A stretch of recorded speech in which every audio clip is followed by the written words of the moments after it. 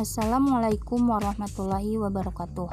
Perkenalkan, nama saya Fitriani dengan NIM 0501201069, mahasiswi Universitas Nahdlatul Ulama Cirebon, Prodi Pendidikan Guru Sekolah Dasar, Fakultas Keguruan dan Ilmu Pendidikan. Pada kesempatan kali ini, saya akan membahas materi tentang manajemen kelas yang diampu oleh Dr. Endang Sri Budi Herawati, SE MPD.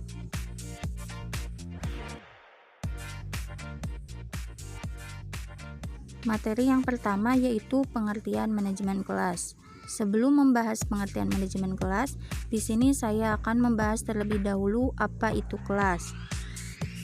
Kelas adalah semua tempat yang dapat digunakan atau diakses oleh guru dan siswa untuk melakukan pembelajaran yang tidak dibatasi ruang dan waktu.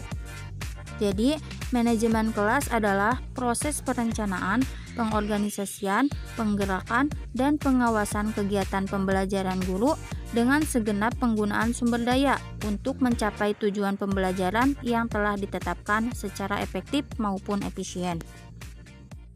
Materi yang selanjutnya yaitu pengertian pendekatan. Sebelum membahas pengertian pendekatan manajemen kelas, di sini saya akan terlebih dahulu membahas apa itu pendekatan.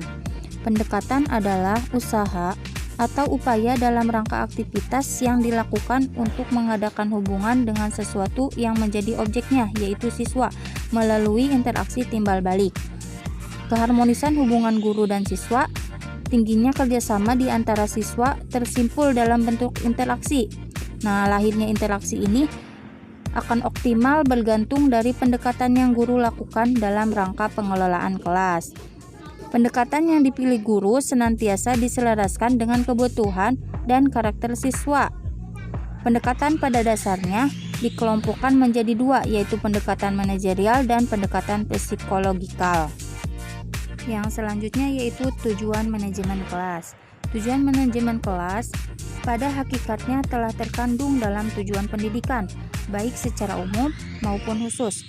Nah, secara umum, tujuan manajemen kelas adalah penyediaan fasilitas yang membantu siswa agar dapat belajar dan bekerja serta mampu menciptakan suasana sosial yang dapat memberikan kepuasan, kedisiplinan, maupun mengembangkan kognitif, afektif, dan inspirasi siswa. Materi selanjutnya yaitu tentang jenis-jenis pendekatan manajemen kelas. Yang pertama yaitu pendekatan otoriter. Pendekatan otoriter ini yaitu pengelolaan kelas bertujuan untuk mengontrol tingkah laku peserta didik sesuai yang dikehendaki guru. Nah, peran guru dalam pendekatan ini yaitu menciptakan dan mempertahankan kedisiplinan peserta didik dalam kegiatan pembelajaran. Kedisiplinan merupakan suatu faktor penentu dalam menciptakan suasana belajar yang kondusif.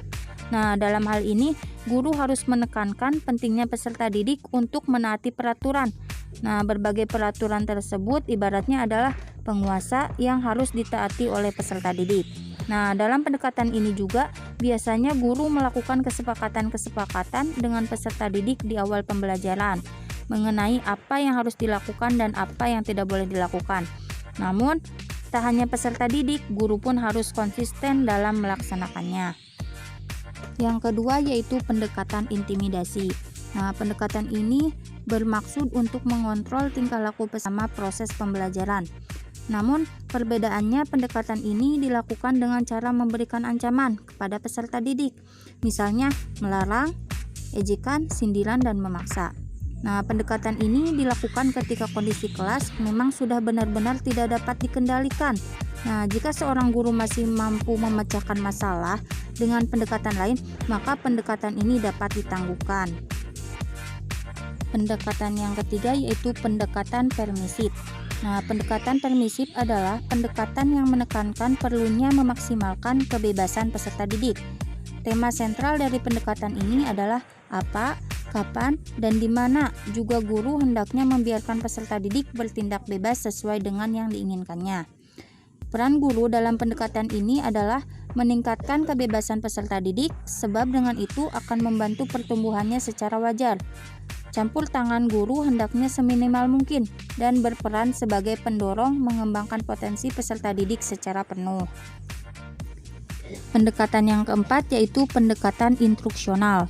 Pendekatan instruksional adalah pendekatan yang mendasarkan kepada pendirian bahwa pengajaran yang dirancang dan dilaksanakan dengan cermat akal kelas.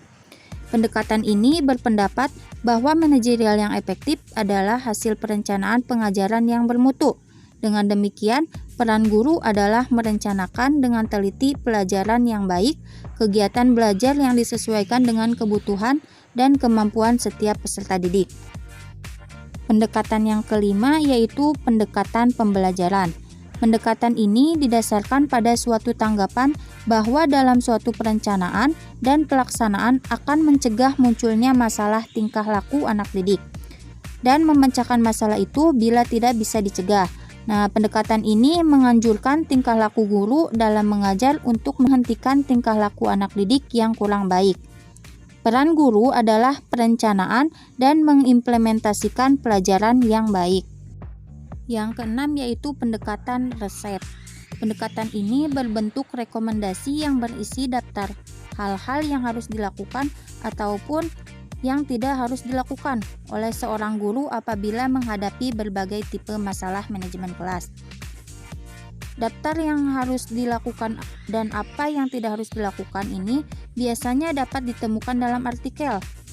Karena daftar ini sering merupakan resep yang cepat dan mudah, pendekatan ini dikenal juga sebagai pendekatan buku masak. Yang ketujuh yaitu pendekatan perubahan tingkah laku.